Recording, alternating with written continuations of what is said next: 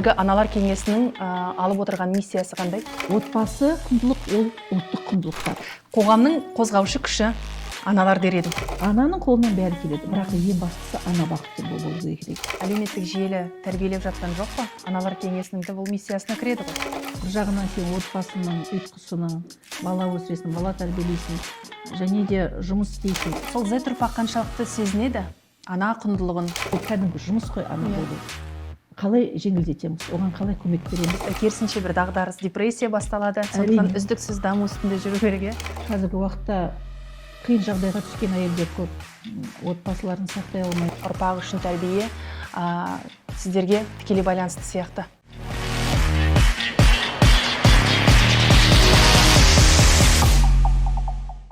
Қайырлы күн, құрметті көрермен. Эфирде Бірлік Токс форматындағы сұхбат, және бүгін өздеріңізбен бірге, және біздің мейманымызбен бірге, қонағымызбен бірге біз ең өзекті әрі маңызды қоғамдағы тақырып ана тақырыбын қозғаймыз. Және біздің студиямызда бүгін қонақта Астана қаласы Қазақстан Халқы Ассамблеясы аналар кеңесінің төрағасы Алтынай Мұратжанқызы Тәңірбергенова. Алтынай ханым, қош келдіңіз. Көңіл күйіңіз жақсы ғой? Әрине жақсы. Енді тақырыбымыз аналар төңірегінде болмақ. Бірақ ең алғашқы сұрақты осы аналар кеңесіне қалай келіп едіңіз? Мен 8 жыл бойы осы елорданың қайырымдылық қорының басшысы болдым. Сол кәдімгі мүмкіндік шектеулі балалардың сахнаға шығу, олардың өмірге құштарлығын көрсету, осындай жұмыспен айналысып жүрдік. Және де еміне көмек, және басқа да енді қайырымдылық жолында әрине мүмкіндік шектеулі балаларға көп назар аудардық. Сол жұмысты атқарып жүргеннен кейін осы халық ассамблеясының өкілдері осындай бізде ана кеңесі бар деп шақырып жұмысты көрсетіп, негізі сол уақытта өзім кәдімгі жеке басқа көп проекттерім болды. Ол мысалы зомбылыққа түскен әйелдерді біз кәдімгі психолог ретінде атқа қондырдық. Сол жерде кәдімгі 1-2 сағаттық ат серуенге отырғыздық әйелдерді. Басқа да мына аналарға бизнес ашу жұмыстары, проекттер, ол бәрі енді басталып жатқанда кәдімгідей аналар кеңесіне келгенде осы шаңырақта бүкіл проекттерімізді жүргізе аламыз, мүмкіндік бар.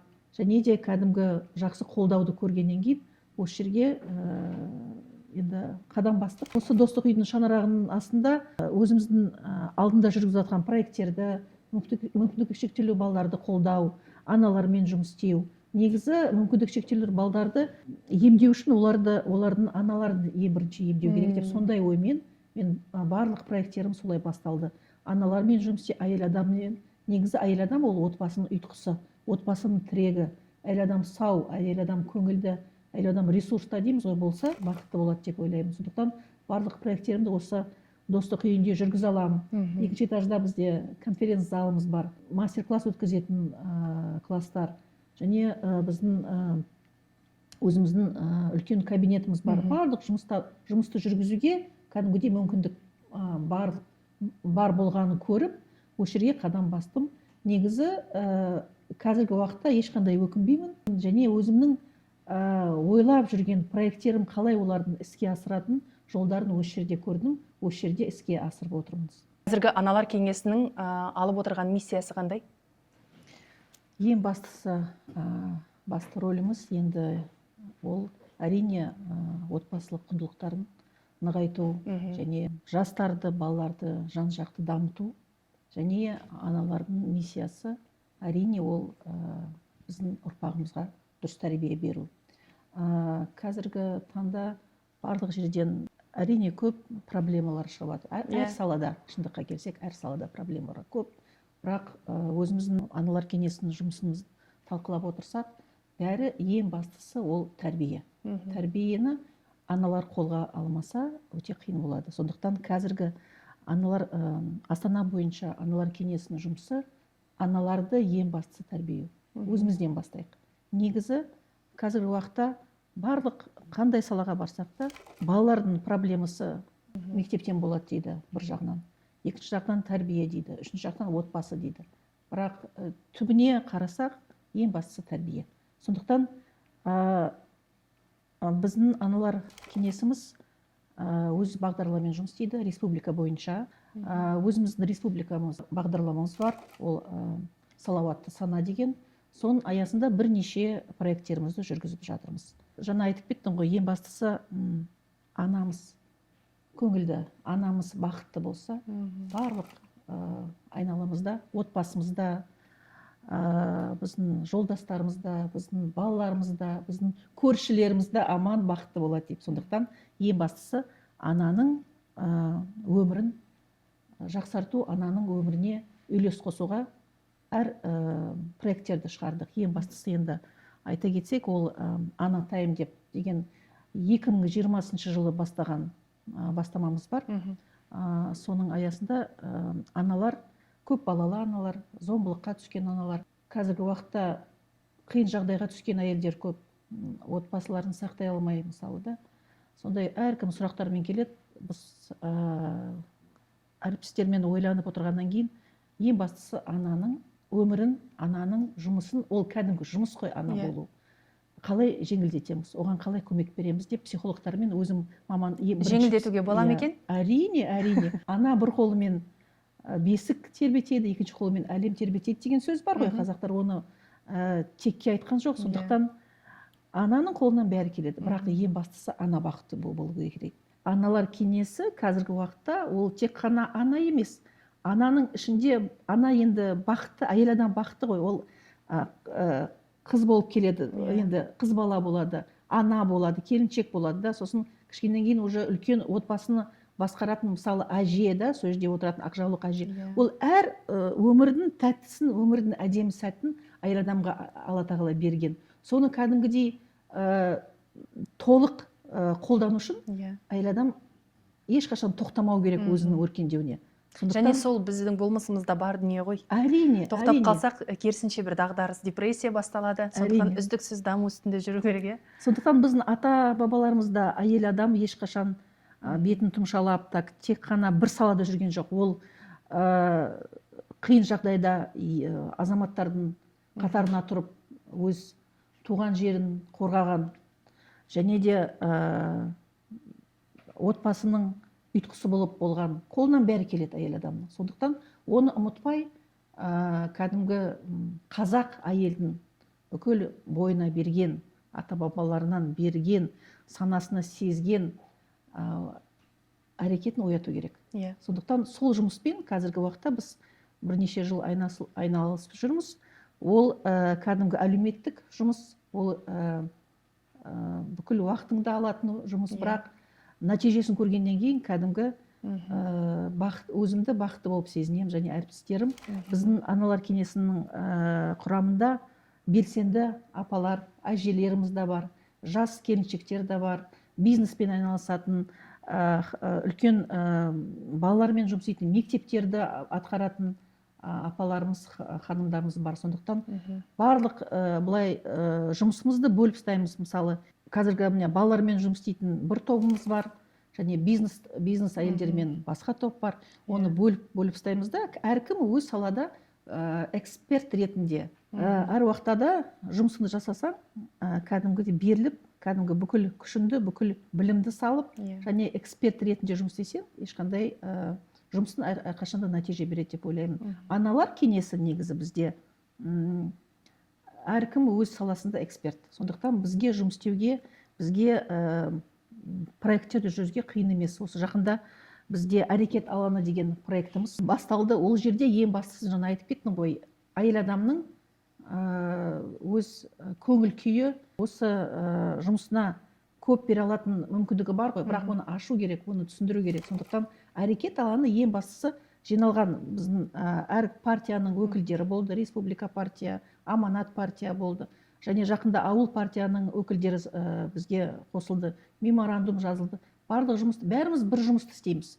Бірақ оны бірігіп істесек, әркім өз эксперт жұмысын жүргізсе, ол кәдімгі сапалы жұмыс болады деп ойлаймын. Қазіргі уақытта енді айтамыз ғой, инфо-цыгане деген, әркім инстаграмнан бір лекция өткізеді, әркім өз білгенмен бөліседі, бірақ оны кәдімгідей эксперт ретінде ажырату керек. Негізі жастарға қазір көп оларға керек емес, оларға мысалы дұрыс жолға қиын жолға бұрып жіберетін көп инстаграмнан кәдімгі сұхбат жүргізетін адамдардың зиян тигізгеніне біз оны көріп тұрмыз. Негізі сервис мен туризм колледжінің қыздар тобының жетекшісіміз боламыз.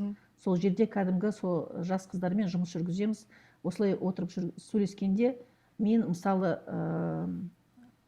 неге тұрмысқа шықпайсыздар, неге осындай сұрақтар қояды, мен тұрмысқа шықпаймын, мен қазір осылай деп кәдімгі осындай жылы шайдың барысында отырып сөйлескенде мен инстаграмнан көрдім, тұрмысқа шықсам маған күйеуім осындай махр беру керек деген кәдімгі сөздер, осындай машина алып беру керек. Мен айтамын, айналайын, ол сен сияқты тек қана кеше институт бітірген жас бала. Ол саған мысалы ондай байлықты қалай бере алады? Ол осындай болу керек. Кәдімгі керек емес бір өмірді өз өміріне әкелгісі келеді, бірақ ол тек бір күн емес, 2 күн емес, ол кәдімгі өмір ғой, қасында жолдасымен бірге бәрін бүкіл белестерге жетуге болады. Бірақ ол үшін бірге жұмыс істеу керек, бірге қол ұстасып сол бизнесті мысалы дамыту керек. Ал біздің жастар инстаграмнан басқа жеңіл өмірді көріп, кәдімгідей соны ол менің мақсатым, осылай болу керек деп көп сондай кәдімгі кері байланысты аламыз мысалы. Осыдан туындайтын сұрақ бар, қазір Z ұрпақты әлеуметтік желі тәрбиелеп жатқан жоқ па? Аналар кеңесінің де бұл миссиясына кіреді ғой. Себебі аналар кеңесінің қалыптасқан, жылдар бойы қалыптасқан әдемі қағидалары бар, ережелері бар, жаңағы ұрпақтан ұрпаққа жетіп отырған мирас ретінде. Сол Z ұрпақ қаншалықты сезінеді ана құндылығын? Қалай ойлайсыз? Z ұрпақ кәдімгі қазіргі уақытта өте қатты қиналып жатты. Негізі бізде идеология болды. Бізде кәдімгідей тәрбие анадан, мектепте, мұғалімдерден, кәдімгі белсенді апайлардан айтқаны кәдімгі бізге заң болды. Ол біз түсінеміз, ол өмірбен, тәжірибемен келген кеңестер. Ал қазіргі уақытта жастарға өте қиын. Енді зумерлер дейміз. Сұрыптай білу керек. Дұрыс па, бұрыс па? Қазіргі таңда Z ұрпақтарға қиын болғаны интернетте, үйде де, көршіде де өмірі кәдімгідей бізде өзгеріп кетті. Әркім өз жұмыспен айналысады. Қазіргі таңда мысалы даже қонаққа келу, мысалы отыру, сөйлесу, ондай даже шайдың басында отырғанда қазір сөйлесеміз ғой. Сөйлесетін даже бір темалар жоқ. Қыздар, балдар инстаграмда, телефонда әке-шешесінің айтқан сөздер. Есілдерді тренд түсіру. Тренд түсіру, бірге билеу. Әрине ол керек. Бірақ оның түбі кәдімгі отбасыда тәрбие болу керек. Сол сіздердің қолға алып жатқан жобаларыңыз оларға жетіп жатыр ма? Алып жатқан құндылықтарыңыз қоғамдағы оларға жетіп жатыр ма? Ең бастысы айтқаным не? Сервис және туризм колледжде болғанда осындай сұрақты көтерді жас қыздар. Ол баяғы сіз айтып жатқан қағидаларыңыз, ол баяғы ескеріп кетті. Ескеріп кетті. Оны жаңарту керек деп сондай сұрақ қойды. Қалай жаңартамыз? Ол керек па қазіргі уақытта? Өте дұрыс. Оны қолдана аламыз ба деп сондай сұрақты қойды. Кәдімгі ашық түрде осылай сөйлесіп отырамыз. Мысалы бізге ондай сұрақ қойғанда біз ешқашан қашпаймыз. Менің айтарым бар, және біздің әріптестердің айтары бар. Негізі ол үлкен өмірліктің тәжірибесі ғой. Сондықтан айтқанда осылай жауап бердік. 2 күн кәдімгі сол колледждің қыздары бізге ауылға келді. Ауылға келіп, бізде өзіміздің этноауылымыз бар. Сол жерде жиналамыз, киіз үйдің ішінде кәдімгідей апалармен бірге қазір гендер пати дейді ғой. Ал ол уақытта гендер пати болған жоқ. Ол бізде құрсақ той, құрсақ шай деген атауының өзі қандай әдемі. Әдемі сондай біздің дәстүріміз болған. Бірақ қазір енді шетелге қарап гендер пати кәдімгі оны жариялап кәдімгі жүргіземіз. Бірақ керемет құрсақ той деген дәстүріміз болған. Оны былай айтып берсем, ене келіні балалы болғанын білгеннен кейін киіз үйдің жанына ақ орамалды іліп қояды екен. Негізі ол қазір мысалы айтады ғой, ой, енеміз бізді қарамайды, там ешқандай жылы сөз айта алмайды, бірақ ол уақытта үнсіз енесі, келінін қорғайды. Мына осы үйде бала көтерген келін бар, ол жерде кәдімгідей қатты айқайлап, шошытып алмау үшін жүруге болмайды деген сондай ақ орамалды іліп қойған екен. Сондықтан міне бірінші күннен бастап кәдімгі сол алтын алақанда келінді ұстаған кәдімгідей. Ол құрсақ қыз баланы аялау үрдісі.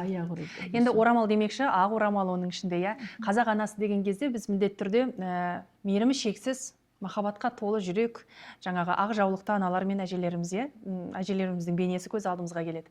Десе де қазіргі енді уақытта, қазіргі заманда қазақстандық ананың болмысы қандай? Керемет сұрақ. Қазақстандық ана, ол кәдімгі жаңа айтып кеттің ғой, жан жақты, көзі ашық, өз-өзіңді таныған, өз-өзіңді біліп тұрған, өз жолын, мақсатын мұқият тыңдап түсініп тұрған әйел адам. Негізі қазіргі уақытта әйел адамға көп жауапкершілік жапты ғой. Бір жағынан сен отбасының, ұйытқысының, бала өсіресің, бала тәрбиелейсің, және де жұмыс істейсің жолдасымен бірге, бірге қатар жұмыс істейсің. Бірақ ол бәрі өзіміздің бойымызда сіңірген өмір бойы. Енді біз көшпенділі халықпыз ғой. Өмір бойы, мысалы, қандай да қиыншылық болса да, оның қалай шешуге, қалай отбасылықта аман сау сақтауға, оның жолы бәрі бізде сақталған. Бәрі білген, айтылып кеткен. Қандай да кітап алсақ та, қандай да жаңағы өлең тыңдасаңыз, ол бәрі айтылған. Мысалы, жаңа айтып кеттің ғой, негізі құрсақ тойда айтып кеттік қой. Оның ішінде кәдімгі тек қана ақ орамалда мағынасы емес, сол жерде әйел адамдар келіп, енді босанғанда ол жерде жедел көмек ішінде болмаған ғой. Сондықтан оны әйел адам сол уақытты қалай баланы сақтап, бауырын қолына алып, аман сау шығу үшін кәдімгідей кеңес беретін еді екен. Жылы сөзбен жас келінді қорқытпай түсіндіріп, кәдімгідей енді қазір женский круг дейміз, андай-мындай көп енді шықты ғой. Ол кезде жақсы сөз жарым ырыс деп айтатын еді. Жылы сөзбен ақ емдейтін еді ғой. Ақ жаулық апалардан кәдімгі берген кеңестері, берген баталары. Сондықтан қазіргі заманауи ана, ақ жаулық ана, әже дейміз, ол кәдімгі заманауи, ешқандай өз құндылығын, өз дәстүрін жоғалтпаған, оны терең түсінген, бірақ заманауи тенденцияны кәдімгі мұқият тыңдап, мұқият қолданатын әйел адам. Көшпенділер неге осындай білімді, өмірдің қиыншылығына неге төзімді болды деп сұрақ қойды бізде, мысалы, бір лекцияда. Неге? Ол динамикада, кәдімгі өзгеріп жатқан өмірде тұрған адам. Бір күні көшеді, бір күні жайлау, бір күні қыстау, бір күні тағы да мысалы қиыншылықтар болды. Оның бәрі әйел адамның басынан өтеді. Әйел адам ең бастысы жүрегі жұмсақ, қорқыныш көрсетпей, өз отбасын қорғаған әрқашанда. Сондықтан қазіргі ана кәдімгі сол уақыттағы бүкіл қағидаларды қолына қолдап, қазіргі өмір ол өткен өмірден де қиын. Кәдімгі миға сыймайтын өзгерістер болып жатыр. Сондықтан оны кәдімгі дұрыс түсіндіріп, өз отбасыны сақтап, осындай не болса да өз отбасында, өз ортада балаларын аман, өзің көңіл күйі, өзің кәдімгідей өз-өзіңді сақтап жүрсе, әрі әйел адам, оның отбасыны сақталады деп ойлаймын. Негізі ең бастысы әйел адам кәдімгідей тұрақты болу керек. Әрқашанда қазіргі уақытта да көп әйел адамдар өз ер адамдарға кәдімгі көмекші болып тұр ғой. Білесіз ғой, қазіргі қаншама әйелдер келеді, ер адамдар кішкене проблеманы көтере алмай. Аналар кеңесінің құрамында сан саланы қамтитын маман көп. Өзіңіз де айтып қалдыңыз, журналистер де бар, қоғам белсенділері, кәсіби мамандар, бірақ оларды біріктіретін дәстүрлер де жоқ емес, солай ғой? Аналар кеңесінің құрамында этномәдени бірлестіктердің өкілдері жұмыс істейді. Ол белсенді аналар, бірақ бәрімізді біріктіретін, бәріміздің басымызды қосатын ол біздің ұлттық құндылықтарымыз, біздің дәстүріміз. Оның түбінде үлкендерге құрмет және де отбасылық институтын нығайту жұмыстары. Алтынай ханым, уақыт бөліп келгеніңізге көп рахмет. Аналарымыз аман болсын, сау болсын. Және осы қоғамдағы алып отырған миссия мен міндеттеріңіз жемісті болғай деп тілеймін. Қымбатты көрермен, жемісті күндерде, жақсы күндерде жолыққанша осы арнаға жазылып, лүпіл қалдырып, пікір қалдыруды ұмытпағайсыздар. Жүздескенше.